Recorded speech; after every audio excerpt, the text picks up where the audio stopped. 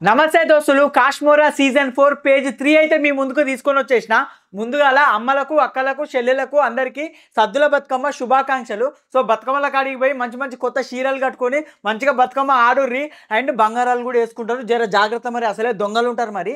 ఓకేనా? ఇప్పుడైతే మన ఎపిసోడ్ని అందరు కలిసి మంచిగా ఫ్యామిలీ అందరు కలిసి చూడుల్లి.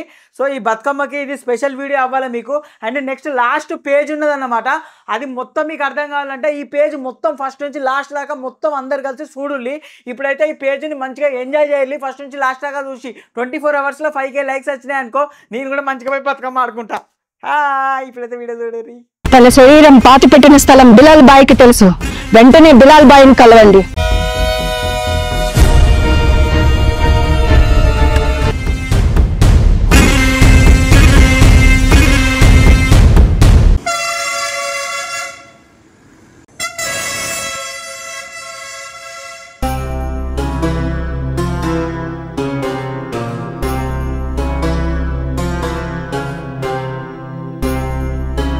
రుక్సానా, అదేంటి నువ్వు మా పాతింటికే తీసుకెళ్తున్నావు?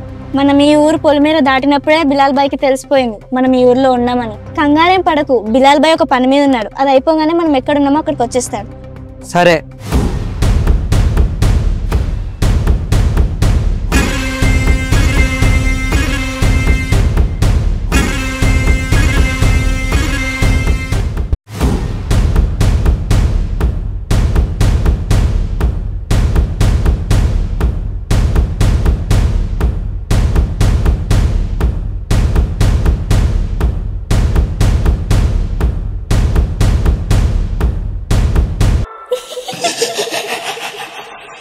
నువ్వు నన్ను బయటికి తీయాలంటే ముందు దీన్ని చంపాలి, లేకపోతే నేను బయటికి రాను.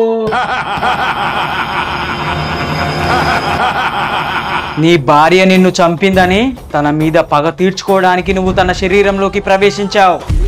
అంతవరకే ఉండు. నిన్నెలా బయటికి తీసుకురావాలో నాకు తెలుసు. ఇన్ని రోజులు నోరు మూసుకున్నా కాబట్టే నా పిల్లం చేతుల సచ్చినా. ఇప్పుడు దీన్ని నోరు మూసి శ్వాస ఆపే వరకు ఊరుకునే ప్రసక్తే లేదు.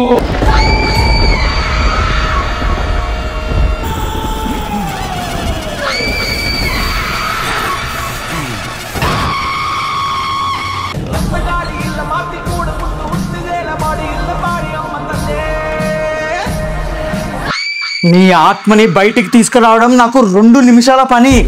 కానీ నీ సావు కఠినమైనది, బాధాకరమైనది కాబట్టి మాటలతో చెప్తున్నా. నాటకాల రారా బయటికి. వస్తా అన్నా కదా.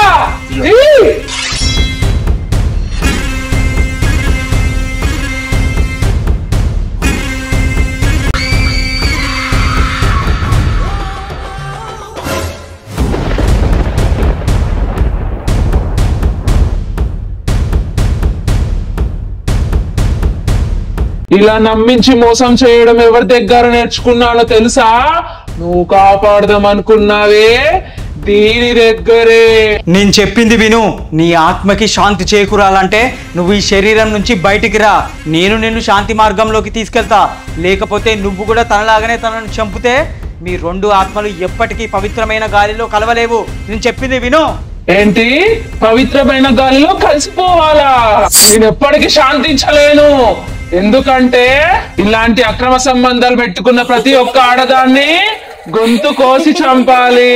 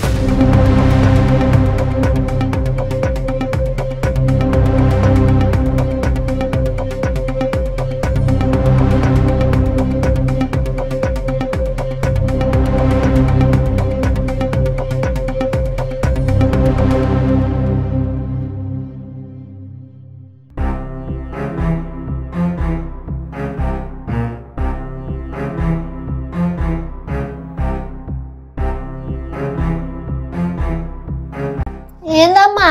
ఇక తిరిగినట్టు ఇల్లంతా తిరుగుతాను. అను లేదురా, ఇంట్లో ఎటో పోయింది. ఏంది లేదా? అసలే సిటీకి కొత్త, ఎడిపోయిందో ఏం కాతో. ఎడిపోతుందమ్మా? చేతిలో ఫోన్ ఉన్నాయి కదా, నువ్వేం టెన్షన్ పడకు. రోడ్డు పొంటి పానీపూరి తింటాను కావచ్చు. అయితే సరే తీ బిడ్డ, నువ్వు పడుకో.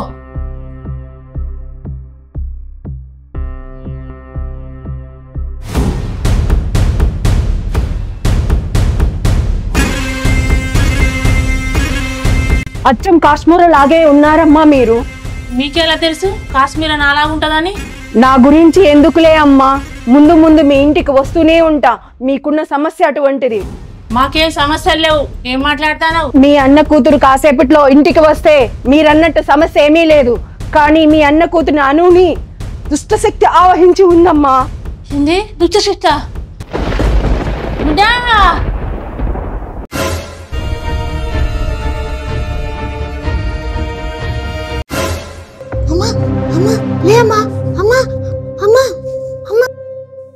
లేట్ అవుతుంది రుక్సానా. ఒకసారి బిలాల్ బాయ్కి కాల్ చేసి రమ్మను. అమ్మకు చెప్పకుండా వచ్చిన మళ్ళా కంగారు పడుతుంది. నాకు తెలిసి వస్తూ ఉంటాడు. ఇంతసేపు ఓపిక పట్టినావు కదా, ఇంకాసేపు పట్టొచ్చు కదా. ఇప్పుడు ఫోన్ చేసి మాట్లాడితే పెద్ద పోయేదేం లేదు రుక్సానా. నేనేం తిట్టంటలేను బిలాల్ బాయ్ని. ఫోన్ చేసి ఎక్కడన్నావు అని అడగని చెప్తానా.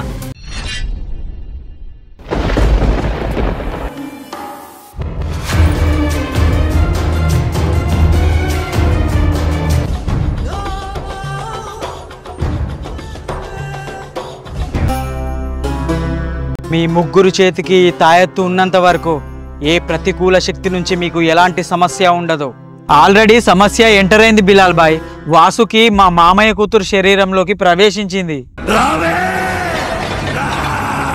వీళ్ళు ఉన్న ఊర్లోకి వాళ్ళ కుటుంబంలో ఎవరిని రానివ్వకని చెప్పాను బిలాల్ బాయ్, కానీ దాన్ని ఆపలేకపోయాము. విధిని ఆపే శక్తి మన చేతుల్లో లేదు రుక్సానా. కానీ బాయ్, నాకు రుక్సానా చెప్పింది కల్పన శరీరంలోకి కాశ్మీర ప్రవేశించినప్పుడు రక్తపింజరి కోసం మీరు వెతికారట కదా. కానీ ఇప్పుడు తనంతటి తానే వెతుక్కుంటూ వచ్చింది. ఏంది, రక్తపింజరి వచ్చిందా? అయినా ఈ వాసుకి ఆత్మ సౌర కుటుంబానికే ఎసరు పెట్టినప్పుడు రాకుండా ఎలా ఉంటుంది? అదే కదా బాయ్. కానీ బాయ్, చెప్పడం మర్చిపోయినా, వాసుకి ఆత్మ పుట్టుక గురించి ఆయన తన శరీరం ఎక్కడుందో అని తెలుసుకోమని రక్తపింజరి పంపించింది నన్ను రుక్సానాని. తన శరీరం అయితే బొందలగడ్డలోనే ఉంది అని తెలుసు, కానీ ఖచ్చితమైన ప్రదేశం నాకు తెలియదు. అది తెలుసుకోవాలంటే వెంటనే బొందలగడ్డలకు చేరుకోవాలి. ప్రమాదం ఏమి ఉండదు కదా? గడియ గడియకు ప్రమాదమే రుక్సానా. బాయ్, అమ్మ కంగారు పడుతుంది. నేను ఇంటికి వెళ్తా, మీరు మొత్తం సమాచారం తెలుసుకొని రండి. సరే, నువ్వు వెళ్ళు, జాగ్రత్త. సరే బాయ్, నేను వెళ్ళొస్తా.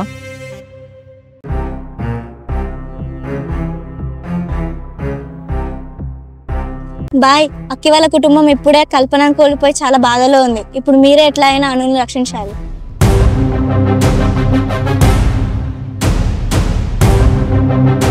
రుక్సానా, ముందైతే మనం రక్తపింజరి చెప్పిన పని చేసి ఆ తర్వాత ఆలోచిద్దాం. సరే భాయ్జాన్.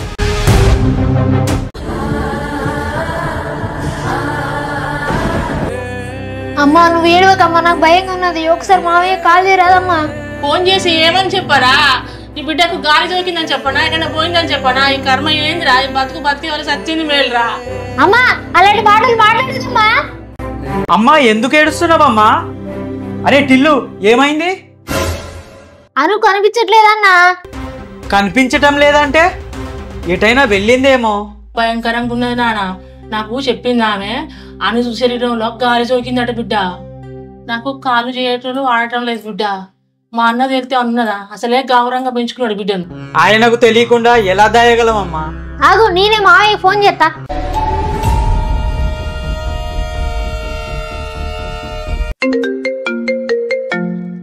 చెల్లెమ్మా, నేనే నీకు ఫోన్ చేద్దాం అనుకుంటున్నా. ఏంటి ఎన్నిసార్లు ఫోన్ చేసినా నువ్వు ఫోన్ ఎత్తట్లేదు? మావయ్య, నేను టిల్లుని మాట్లాడుతున్నా. ఒకసారి అర్జెంటుగా సిటీకి రావాలగా. సిటీకా? ఎందుకు టిల్లు, ఏమైంది? ఏమైనా ప్రాబ్లమా? అదేం లేదు మావయ్య, ఒకసారి మీరు రండి. సరే వస్తా గానీ ఒకసారి ఫోన్ అనుకిస్తావా? ఇంత తొందరగా రమ్మంటున్నాడు ఎందుకు తెలియదే.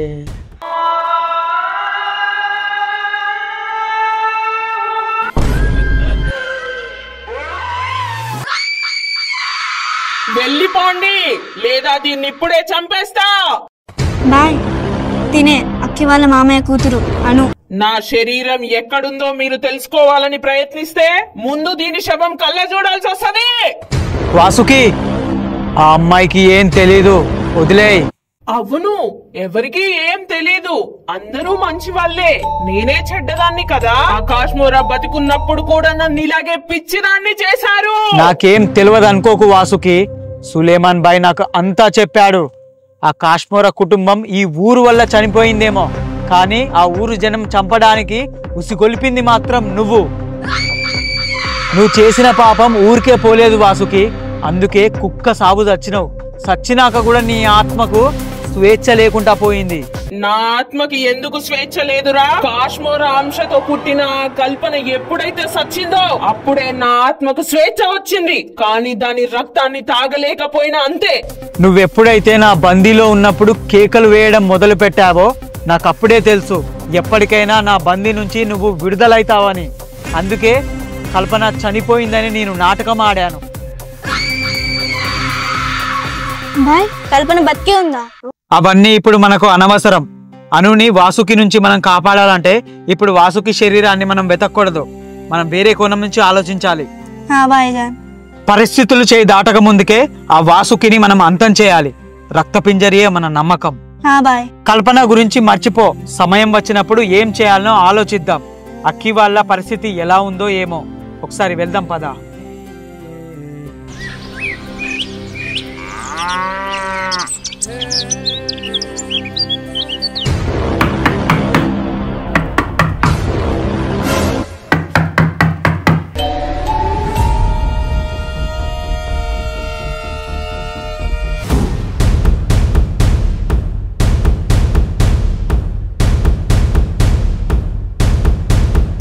ఏమంత కంగారు వచ్చిందని ఇంత తొందరలో రమ్మన్నావు చెల్లె? అను ఏది?